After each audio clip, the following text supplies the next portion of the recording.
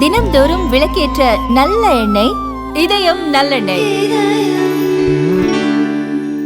மாண்புமிகு சட்டத்துறை அமைச்சர் திரு நிர்மல்குமார் அவர்கள் போகிற இடங்களெல்லாம் எங்கெல்லாம் மைக்கு கிடைக்கிறதோ அங்கெல்லாம் வாய்க்கு வந்ததையெல்லாம் பேசிக்கொண்டு திரிகிறார். காவிரி நதிநீர் பிரச்சனை என்றால் என்ன, மேகதாது அணை விவகாரம் என்றால் என்ன என்பதை கொஞ்சமும் அது பற்றின ஒரு புரிதலும் அது பற்றின ஒரு கருத்தும் அடிப்படை கூட தெரிந்து கொள்ளாத அமைச்சரவை தான் இன்றைக்கு மாண்புமிகு விஜய் அமைச்சரவை இருந்து கொண்டிருக்கிறது. காரணம், இந்த பிரச்சனை குறித்து மாண்புமிகு முதலமைச்சர் வாய் திறக்கவில்லை. இந்த பிரச்சனை குறித்து மாண்புமிகு நீர்வளத்துறை அமைச்சர் நீரை விட வேகமாக ஓடிக்கொண்டிருக்கிறார் மைக்கை பார்த்தவுடன். இந்த பிரச்சனை குறித்து சட்டத்துறை அமைச்சர் பப்ளிக் ப்ராசிக்யூட்டருக்கு பணம் வாங்கி கொண்டு போடுகிற ஊழல் அரசாங்கத்தினுடைய அமைச்சர் இன்றைக்கு வாய்க்கு வந்தபடியெல்லாம் பேசிக்கொண்டிருக்கிறார். காவிரி நதிநீர் பிரச்சனையில் தாவேகானுடைய நிலைப்பாடு என்ன என்பதை சொல்லுவதற்கு இவர்களுக்கு வக்கில்லை. மேகதாது அணை கட்டுவதில் குறித்து இவர்களுடைய தடுப்பதற்கு குறித்து நிலைப்பாட்டிற்கு இவர்கள் சொல்லுவதற்கு வக்கில்லை. ஆனால் முத்தமிழறிஞர் கலைஞர் செய்த தவறு என்று கொஞ்சமும் கூச்சமும் நாச்சமும் இல்லாமல் நாக்கில் எலும்பு இல்லை என்பதற்காக வாய்க்கு வந்ததையெல்லாம் பேசிக்கொண்டிருக்கிறார் இந்த அதிக பிரசங்கி அமைச்சர் திரு நிர்மல்குமார் உசிலம்பட்டி கிராமத்தில் ஜட்டி போட்டுக்கொள்ளாத காலகட்டத்திலேயே காவிரி நதிநீர் பிரச்சனை என்றால் என்ன, காவிரி நதிநீர் பிரச்சனைக்கு ஒரு ட்ரிபுனலை உருவாக்கியவர் முத்தமிழறிஞர் கலைஞர். அப்படிப்பட்ட நிர்மல்குமார் எல்லாம் கலைஞரை பார்த்து பேசுவதற்கு தகுதி துளியும் இல்லை என்பதை நான் எச்சரிக்கிறேன். இன்றைக்கு தமிழ்நாட்டில் இருக்கக்கூடிய அரசியல் கட்சிகளெல்லாம் வேண்டுமென்றே முதல்வர் எடுத்த நடவடிக்கைகளுக்கு எதிராக செயல்படுகிறார்கள் என்கின்ற ஒரு குற்றச்சாட்டை சொல்லுகிறார். அனைத்து கட்சி கூட்டத்தை நாங்கள் எப்படி கூப்பிட்றது? ஒவ்வொரு அரசியல் கட்சிகளும் ஒவ்வொரு கருத்தை சொல்கிறாங்க, அவங்கள வச்சுட்டு நான் எப்படி அனைத்து கட்சி கூட்டத்தை கூட்ட முடியும்னு ஒரு விஞ்ஞானி கேட்குறார் இந்த கேள்வியை நிர்மல்குமார். ஒவ்வொரு கட்சிக்கும் ஒவ்வொரு நிலைப்பாடு இருப்பது தான் அரசியல் கட்சி. அதை எல்லாத்தையும் ஒருங்கிணைச்சி அழைச்சிட்டு போகிற வேலை தான் முதலமைச்சருடைய வேலை.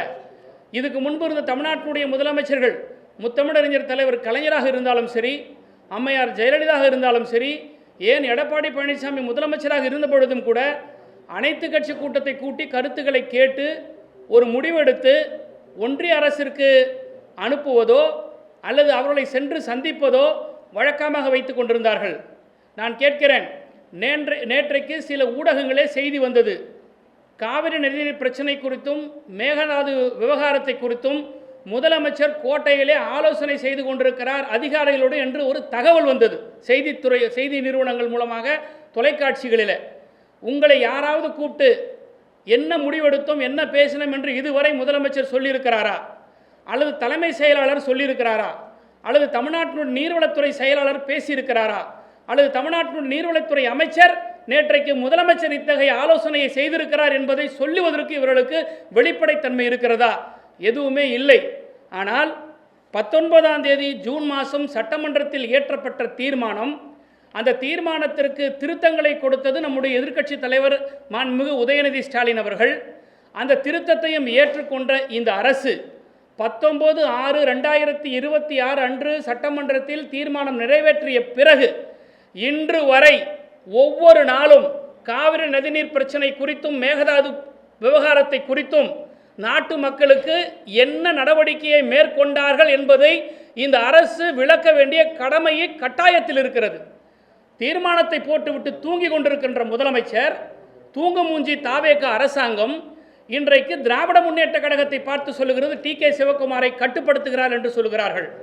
காங்கிரஸ் சொல்லுகிற பேச்சையே டி.கே. சிவகுமார் கேட்கவில்லை என்று சொல்லுகிறார். நான் வெளிப்படையாக நிர்மல்குமாருக்கு சவால் விடுகிறேன், காங்கிரஸ் கட்சி என்ன பேசியது என்பதை பொது வெளியில் சொல்ல வேண்டும். ராகுல் காந்தி நேற்றைக்கு தமிழ்நாட்டுக்கு வந்தாரே, அவர் என்ன கருத்துருவை டி.கே. சிவகுமாருக்கு சொல்லி மாண்புமிகு சிவகுமார் கேட்கவில்லை என்பதை வெளிப்படையாக சொல்ல வேண்டும். காங்கிரஸோடு கூட்டணி இருக்கக்கூடிய தாவேகானுடைய கட்சி தலைவர் திரு விஜய் அவர்கள் காங்கிரசினுடைய நிலைப்பாடு என்ன, காங்கிரஸ் எதை அறிவுறுத்தி சொல்லவில்லை என்பதை இங்கே விளக்க கடமைப்பட்டிருக்கிறார். அது மட்டுமல்ல, டி.கே. சிவகுமார் அவர்கள் இன்றைக்கு அனைத்து கட்சி கூட்டத்தை கூட்டுகிறார். ஆனால் எங்களுடைய எதிர்க்கட்சி தலைவர் அனைத்து கட்சி கூட்டத்தை கூட்டுங்கள் என்று சொன்னது ஒன்று, அதை நீங்கள் செய்யவில்லை. சட்டமன்றத்தில் தீர்மானம் இயற்றிய பிறகு அவற்றை கடிதம் மூலமாக ஒன்றிய அரசுக்கு அனுப்புவது பிரயோஜனம் இல்லை. எல்லா கட்சி தலைவர்களும் அழைத்து கொண்டு டெல்லிக்கு வாங்க போவோம், பிரதம மந்திரியை சந்திப்போம், நீர்வளத்துறை அமைச்சரை சந்திப்போம்.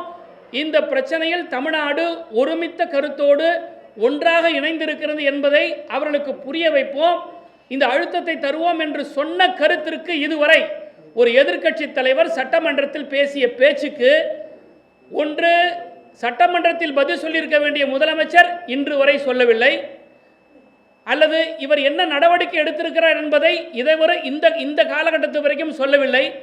நீங்கள் மேகதாது அணை குறித்து எதிர்க்கட்சி தலைவர் சொன்ன கருத்துக்கு அனைத்து கட்சி தலைவர்களை கூட்டிக் கொண்டு நாங்கள் டெல்லிக்கு போவோன்னு ஒன்று சொல்லுங்கள், போக மாட்டோன்னு ஒன்று சொல்லுங்கள். இல்லை மேகதாது அணை கட்டுவது குறித்து இன்றைக்கு அமைச்சர் நிர்மல்குமார் சொல்கிறார், இந்த லேகியம் விற்கிறவங்க ரோட்டில் நின்னாங்கன்னா இப்படி கையை காட்டி ஒரு 3 வழி இருக்குதுங்க, இது காலையில் ஒரு வேலை சாப்பிட்ணும், மத்தியானம் ஒரு வேலை சாப்பிட்ணும், இரவு ஒரு வேலை சாப்பிட்ணுன்ற மாதிரி ஒரு 3 சொல்யூஷன் இருக்குங்க. இது கோர்ட்டில் போய் போடணுங்க, இது சுமூக தீர்வு காணணுங்க, இது இப்படி பண்ணணுங்க, இப்படின்னு ஒரு ஃபிலிம் காட்டிட்டு தான் போகிறாங்களே தவிர இந்த அரசாங்கம் என்ன நடவடிக்கை எடுத்தது என்பது இதுவரை நாட்டு மக்களுக்கு சொல்லவில்லை.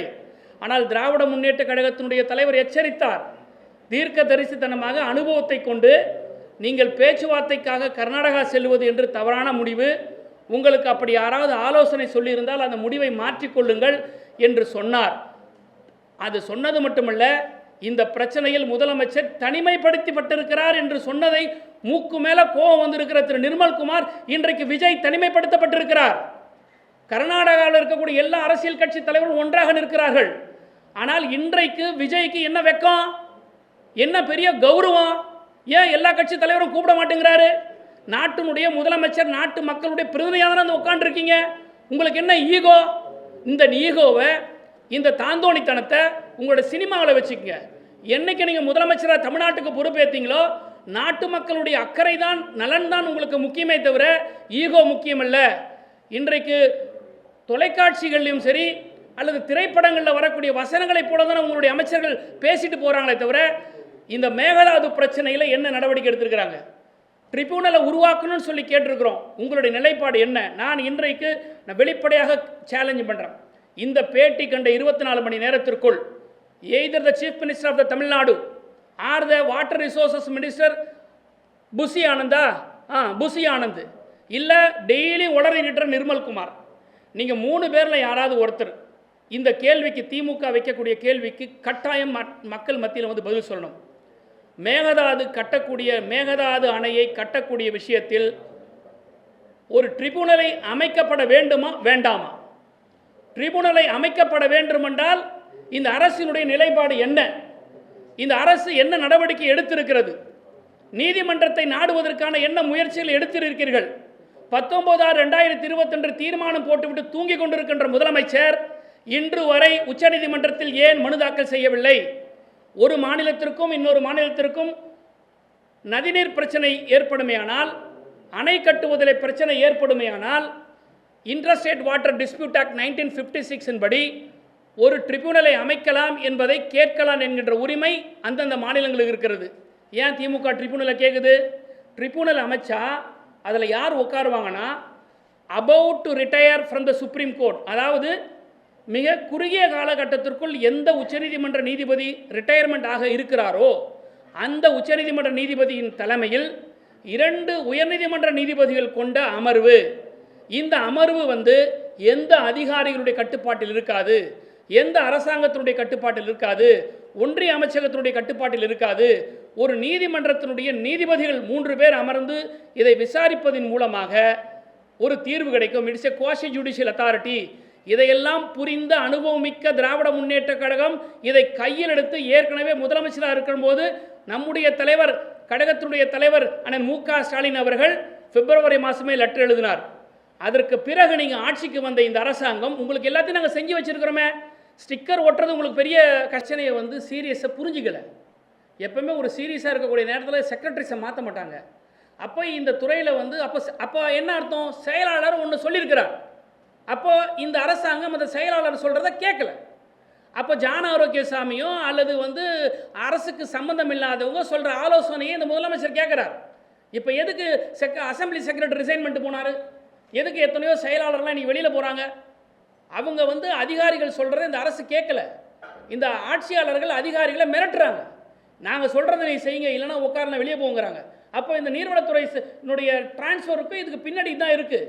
அப்போ நேற்றுக்கு இந்த கன்சல்டேஷனில் you would have been advised, அந்த செக்ரட்டரி அட்வைஸ் பண்ணியிருப்பார். அப்போ அந்த அட்வைஸ் சரியான அட்வைஸாக இருந்திருக்கும், அது விஜய்க்கு பிடிக்காத அட்வைஸாக இருந்திருக்கும். அதனால் அவரை மாற்றிருக்கிறாங்க. சட்ட போராட்டம் நடத்துவதற்கு தாமதம், முதலமைச்சர் கர்நாடகா போகிற ஒரு முடிவில் சிக்கல், இதெல்லாமே தமிழ்நாட்டுக்கு ஒரு பெரும் பின்னடைவாக ஏற்பட்டிருக்கு. மிகப்பெரிய பின்னடைவு சார், இது மிகப்பெரிய பின்னடைவு. இது எதை காட்டுதுன்னா கர்நாடகாவை தான் அட்வான்டேஜ் காட்டும். ஏன்னா நாம் பொலிட்டிக்கலாக ஒன்றா நின்று ஸ்ட்ராங்காக நின்று ஃபைட் பண்ணால் தான் ஒரு பொலிட்டிக்கல் ப்ரெஷர் கொடுக்க முடியும். நான் இன்னும் இப்போவும் சொல்கிறேன், திராவிட முன்னேற்ற கழகம் தெளிவாக இருக்குது. அரசியல் ரீதியில் இதுக்கு தீர்வு காண முடியாது, ஒன்றிய அரசு இதுக்கு தீர்வு காண முடியாது. The one and only way உச்சநீதிமன்றத்திற்கு சென்று இன்டர்ஸ்டேட் வாட்டர் டிஸ்பியூட் ஆக்ட் படி மேகதாது அணையை கட்டக்கூடாது என்பதற்கு ட்ரிபியூனலை அமைப்பது தான் ஒரே வழி. இந்த வழியை அவங்க மேற்கொள்ளாத வகையில் தமிழ்நாட்டுக்கு பின்னடைவு தான். இன்னும் சொல்ல போனால் தமிழ்நாட்டு மக்களை அவமானப்படுத்தியிருக்கிறார் திரு விஜய் அவர்கள். ஏங்க, ஒரு முதலமைச்சர் இன்னொரு மாநிலத்துக்கு வர்றதை வேண்டான்னு சொல்லக்கூடிய அவமானத்தை முதல் தமிழ்நாட்டின் மீது இந்த அவமானத்தை கொண்டு வந்து சேர்த்த பெருமை பழி விஜயை சார். ஒரு elected representative chief minister of Tamil Nadu sir, it is not Vijay. இது விஜய் என்ற தனி மனிதன் அல்ல, ஒட்டுமொத்த கோடிக்கணக்கான தமிழ் மக்களுடைய மானம் மரியாதை. நீ வராதன்னு சொல்லக்கூடிய அளவுக்கு இருக்குன்னா நீ ஏன் போன? நீங்கள் போகிறது அது உத்தரவாதம் இல்லைங்கிற ஒரு செய்தி எங்களுக்கு இல்லை. ஆனால் இருந்தாலும் கூட நீங்கள் போகிறதா ஒரு தகவல் போயிருக்கு. ஆனால் நீங்கள் வர வேண்டாம்னு அங்கே இருக்கிற சீஃப் மினிஸ்டர் லெட்டர் எழுதியிருக்கிறாங்க. இதுவே அவமானம் இல்லையா? தமிழ்நாட்டுக்கு இதை பெரிய அவமானத்தை விஜய் தேடி கொடுக்குறத விட இது பெரிய அவமானத்தை எதுவுமே தேடி கொடுக்க முடியாது. தமிழ்நாட்டை அவமானப்படுத்தி விட்டார் திரு விஜய் அவர்கள். காவிரி டெல்டா விவசாயிகளை அவமானப்படுத்தி விட்டார் திரு விஜய் அவர்கள். இன்னும் சொல்ல போனால் விவசாயிகளின் துரோகி திரு விஜய். விவசாயியின் துரோக ஆட்சி இந்த தாவேகா ஆட்சி.